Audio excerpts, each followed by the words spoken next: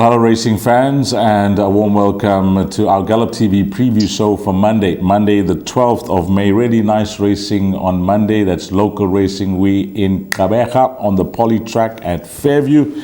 And what's on the go there? Well, we got 8 races on the go. We'll begin the meeting at 12:30 and should close things off at 16:40. Well, depending when you are listening to the show, valued racing fans, if it is on Sunday, I'd like to take this opportunity on behalf of Grant Paddock, who is our resident expert down in the Eastern Cape, and the Gallop TV team, and myself, Dees Diana, and to all the mothers out there, if you're listening in on Sunday, a very happy Mother's Day. And if you're listening in on Monday, when this show will be played 24 hours before, that's when it's recorded. But if you're listening on Monday, I trust that you had a good Mother's Day. Grant Paddock waiting patiently on the line. And Grant, what a wonderful weekend of racing. We started off in your part of the world with some fantastic racing there as well.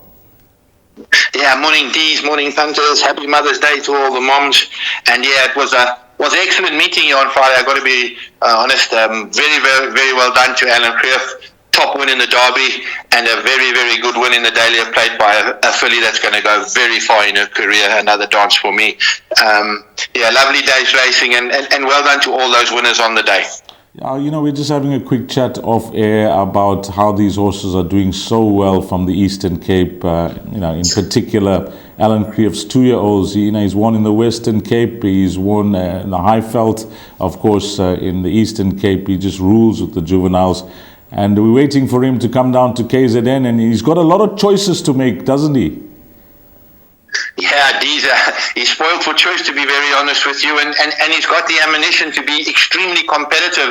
I don't know where he's going to run, the three of them, but I'm sure he'll make a plan. But I tell you one thing, they're going to have to be very, very good to beat him, because he's got some really smashing horses at the moment. Okay, those 3 horses Grant's talking about: Direct Hit, Golden Palm, and Another Dance for Me. Let's get straight into it. Grant, race number 1 at 12:30. It will start off the bar pot over 1,400 meters. It's a juvenile plate. As always, racing fans, we give you some betting as a guide, but this is taking down much earlier than race day, so keep an eye on that and the changes. Number 1, Borello, is at 7-10. That's Smith and Zaki. And 8, Sylvan Mistress, is at 18-10, and it's Creef and Fourie. Well, the betting market makes it a 2-horse race, but they got the 1 horse in the red. Do you agree with which horse should start favorite, number 1 or number 8? These 100% is the best bets on the card. Number 1, Barola. A very, very smart filly. She's been over course and distance. She was just found 1 too good for her last time out. She unfortunately blew the start. Drawn pretty good at 4, course and distance specialist. I think she'll be very, very hard to beat. Her main danger, the Sylvan Mistress. I see they've added blinkers. She's been a very, very green filly in all 3 of her runs. Unfortunately, she's drawn out at 8. It's not going to help her at all, especially over 1,400. We jump on the Camber on the poly over 1,400, so she's going to be out wide. Richard will probably have to go forward. Barola's a solid front-running type horse, and definitely holds the measure of Sylvan Mistress. Trifecta Quartet's horse, Golden Croc, holding some sort of form, as well as Dream Team. But no surprises here. These 1 from 8, with the Nap being the 1. Nap being the 1, and the Grant Paddock, just listening into his previews, he's been spot on with his Nap bets and his value bets. Both of them arrived on Friday as well. So well done with that, and hopefully that good form continues. Race number 2 will be the start of the Place Accumulator at 13:05. It's over 1,200 meters, and this is a maiden plate. Number 1 is Grand Allegro. That's trading at 22-10. 2 is World Soprano at 9-2. Number 3 is Brooksider at 4-1, and 7, Aldo's Habit, is at 7-2. 22-10, I see, is Alan Creef's runner here called Clever Candy. That's the mount of Richard Fourie, horse number 8. So he's got a strong hand here, Alan, as he always does. But this time it's just 1 horse compared to a few others that have couplings, and a 3-way coupling as well, I see, from Emmanuel Cackness. What are we doing in the first leg of the Place Accumulator, Grant? How many horses would you suggest? Yeah, these I'm bankering the one in the place accumulator, Grand Allegro. Very nice run over course and distance last time out. Unfortunately, he was a bit slow into stride, but he had a wideish draw. He's got a good draw now of 2. If he gets out and gets within a couple of lengths of the front horse, which I suspect is going to be World Soprano or Brookside, he's going to be a very hard horse to beat. He ran on very strongly last time out and was beaten by a horse that's definitely going through the divisions in Winter Emerald from the Graveyard.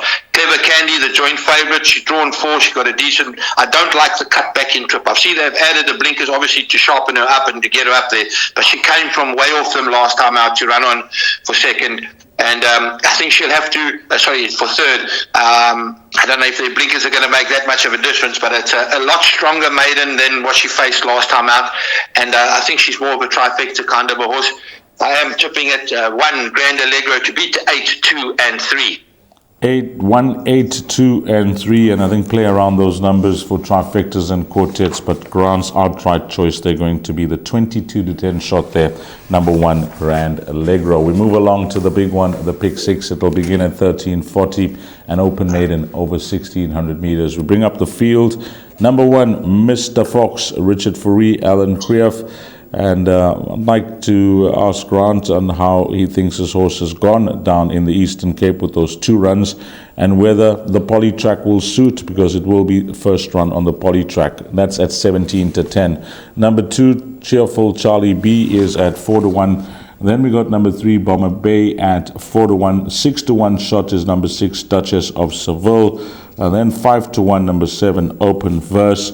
And we got a horse that's right at the bottom of the weights there, because she is a filly and the distance is 1600 meters, and a daughter of Futura.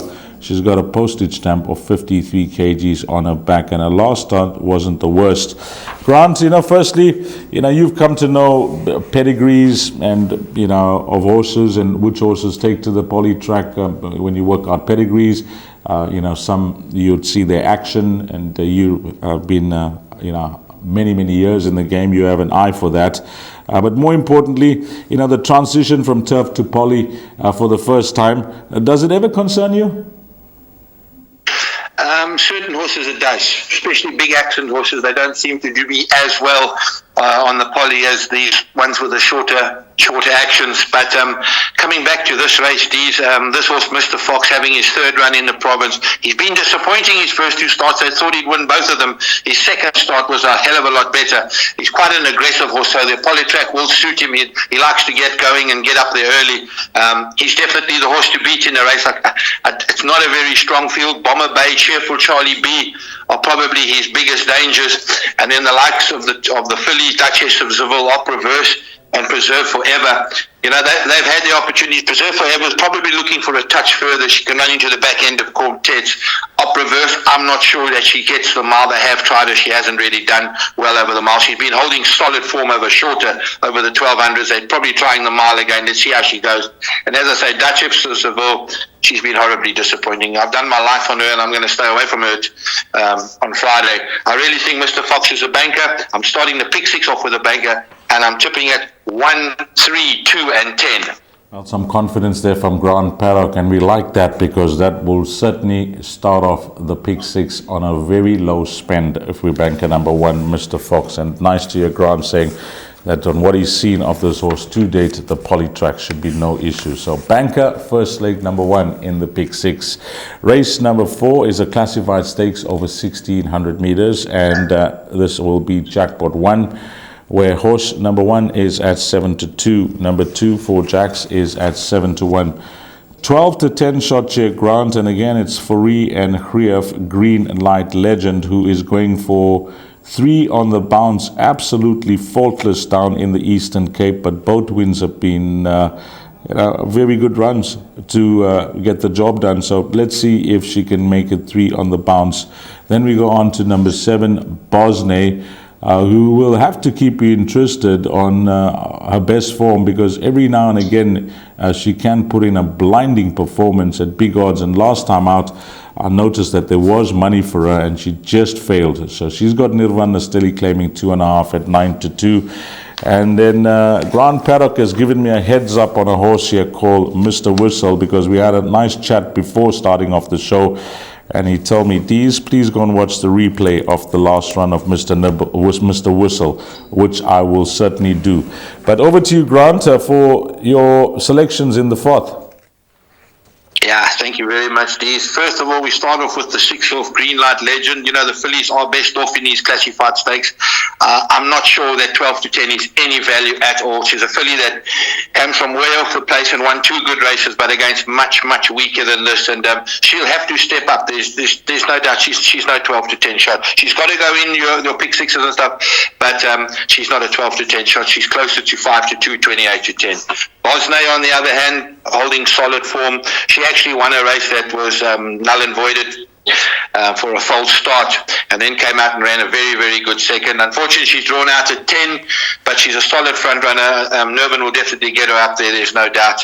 And then my real value in the race, and the horse I'm tipping to win, Mr. Whistle, the number 10 horse from the Emmanuel Cackness yard with a postage stamp 52 on his back. Unfortunately, also drawn out at 9 out of 10, but he does come from off the pace, and so I'm not too concerned. Finished the race off very, very well last time out, and the way he finished, honestly, I think he's a winner without a penalty. I think he'll take a power of beating. 10 to 1 is a very good price. Number 1, Lancia Fame, another horse that's got to go in. Unfortunately, top weight, but a good last run to better than this. And I think those horses will suffice for the pick 6. I'm tipping at 10 from 7, 6 and 1 Ds. Well, some nice value there from Grant Paddock, number 10, Mr. Whistle. And as he suggested, a touch unlucky last time out, so we'll go and watch that replay if you haven't done so, or you didn't watch racing that day and then catch him running 4th behind Lady Luck. So 10 to 1 at the time of recording, and when Grant tips them, that price very seldom lasts. So 1, 6, 7 and 10 for the pick 6 there in race number 4. We move along to race number 5. It's a fillies and mares 76 handicap, a low division E-class over 1,000 meters. They're often very tricky to try and negotiate. Number 1, Thing Called Love, 4 to 1. 2 is Dressed to the Nines at 6 to 1. Then we have number 4, Sweet Julia at 5 to 1. 5, Pomodoro Magic is at 4 to 1. Number 7 is trading at 8 to 1. That's a Mediterranean Goddess. Number 8, Swiss Paradise at 6 to 1, and 10 that is trading at 5 to 1. Yeah, one of the more difficult races on the card, Grant. I don't know how you saw it. The betting tells a story. They're betting 4 to 1 the field. Yeah, this is the problem race, Dees. There's no doubt about it. Very, very tricky. We've got a new horse here from your neck of the woods, Sweet Julia, with Zaki up from a 1 draw. So it's got smatterings of form. It's been on the poly, so we're going to have to add that in. A horse like Dressed to the Nines, there was money for it here first time out, but back on the poly, should be, and Sharon's horses are running very well at the moment, so that's going to have to go in. I like this 5 horse, Pomodoro's Magic, from a good draw from our mate Duncan McKenzie and Sandy Lekati, holding solid form. Her last run on the poly, she won and won well, and I think it was against much stronger than this. I think she's a horse that can definitely win a race like this. And then the rest of them are look like proper battlers. A Thing Called Love has probably got to go in because it's the Richard Faree factors, but 62.5 not going to be easy for her. Very tricky race, these. I'm tipping at 5 from 4, 2 and 10, but we're going to have to add in the 1. Okay, so we got 5 runners there in race number 5, and it's a field of 10. So Grant, I like that because it sticks to my rule. It's not more than half the field, because then it would have been a field race. So in numerical order, 1, 2, 4, 5 and 10. But Grant likes number 5 as the roving banker. That's Pomodoro Magic. On to race number 6, and this is races 6, 7 and 8. Racing fans, the one thing I would suggest, if you're an exotic player or not, try and get involved in that last pick 3 down in Gqeberha, because that pick 3 pool gets to a very respectable amount, and it's worth a go judging by the dividends that have been declared. So if you want to play that pick 3, get on by 15.25. 1200 meters, merit rated 82 handicap. Number 1, Whatever Next at 4 to 1. 2 is King Ransom at 7 to 1. Number 4, Dubai Hills at 7 to 2. 5, Mas Vigilante, who I give a chance to because I think that he is a horse that, possibly gets his best when he races on the poly track. That's trading at 11 to 2. Then we got number 7, Sylvonian at 9-2, 9 Swiss Walt at 11-2, and it's double figures the balance. There's lots of form to work around here, Grant, because a number of these horses have raced against each other in the past, and very often, or should I say most of the time, there are form reversals. Yeah, 100%. These are a tricky kind of a race, this. We're going to need a few to get through here. Whatever next, I still think he's probably 3 points above where he should be, his last winning mark. He's got a chance, but he's more a trifecta quartet horse. King's Ransom's working very well at the moment. Unfortunately, he's drawn out 9 out of 10, but on his work, he's got to go into the play. The horse that I fancy for the race is horse Dubai Hills with Charlie and Jobu up. He runs very well for Charlie, and he's got solid form. He was beaten by a very good horse, Golden Pavilion, from the Smith Yard last time out, and I think on that run he should hold this field. Your horse Mars Vigilante, Kendall Mini up for Alan Creef, coming back from a 3-month layoff, and he's a big boy. He's probably going to just need it. And then this horse Sylvonium, I watch him. He's starting to find his form again, and with Craig's jumped aboard, I think he's going to be a big runner as well in a race like this. At the bottom of the weight, Swiss Walt doesn't know how to run a bad race, but drawn out at 10, he's got to have his work cut out. There's no doubt. He likes to get going early and getting up there, and it's not going to be easy in a field like this. D's, I'm tipping it. Where we are now? I'm tipping it 4 from 7, 2 and 1, and we're going to have to add the 9. Okay, another 5 runners there. Grant's keeping it nice and steady here. 1, 2, 4, 7 and 9 for the pick 6, but 4 the roving banker, that is Dubai Hills. That's race number 6. So you got the 5 horses for leg 1 of that pick 3. Race number 7, 1400 meters, merit rated 78 handicap, and this is the last double on the card. Number 1, Can't Say No, is at 7-1. 2, Chili Bomb is at 3-1. A horse that's in fantastic form. Superb, going for 3 on the bounce, and a confident ride will be expected from draw number 1. Number 3, Champanel. What a victory last time out, considering the way the horse was drawn. But Marco van Rensburg wasted no time. He used speed into play there, and they never got close to this horse, number 3, Champanel. I'm just looking at the rating hike there, Grant, if it does bother you, from a 73 to a 79, if that was fair. That's trading at 22-10. Number 4, Final Edition, is at 7-1.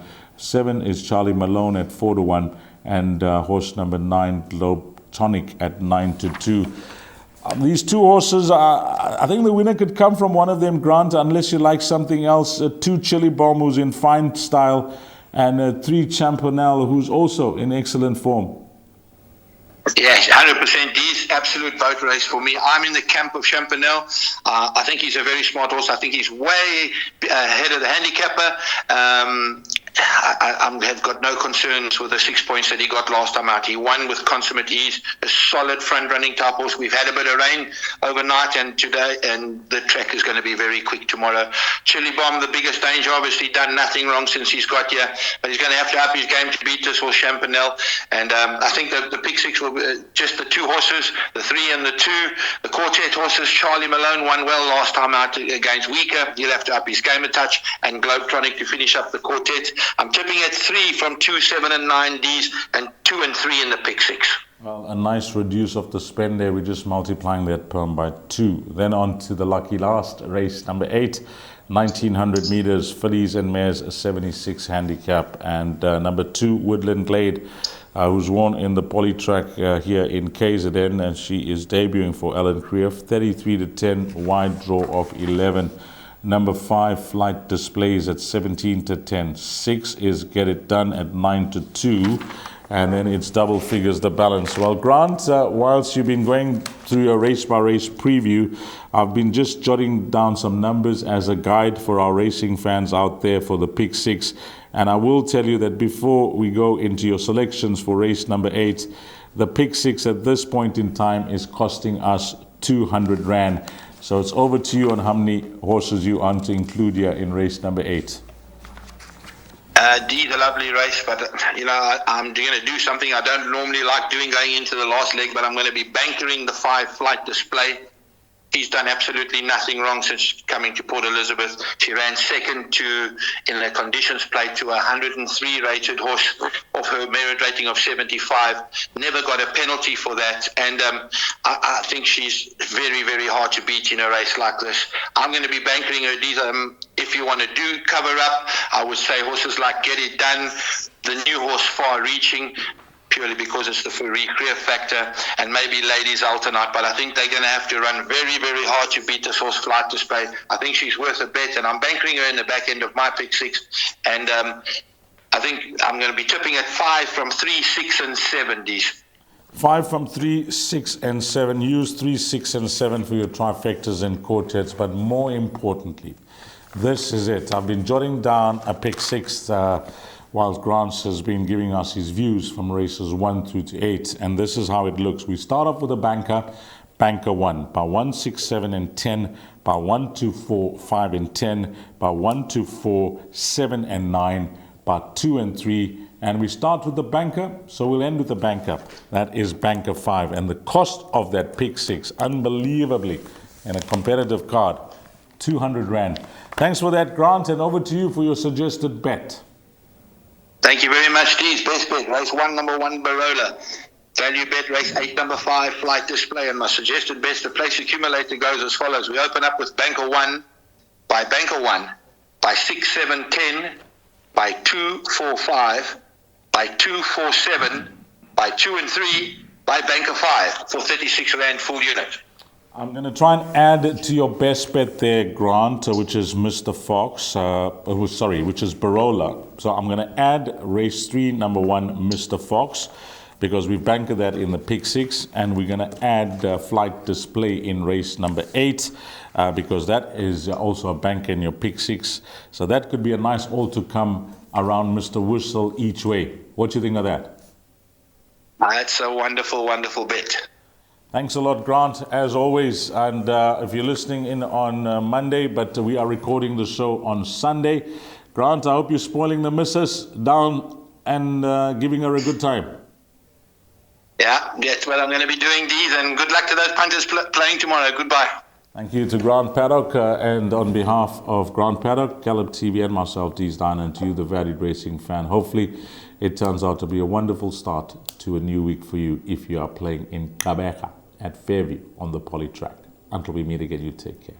Salani guys.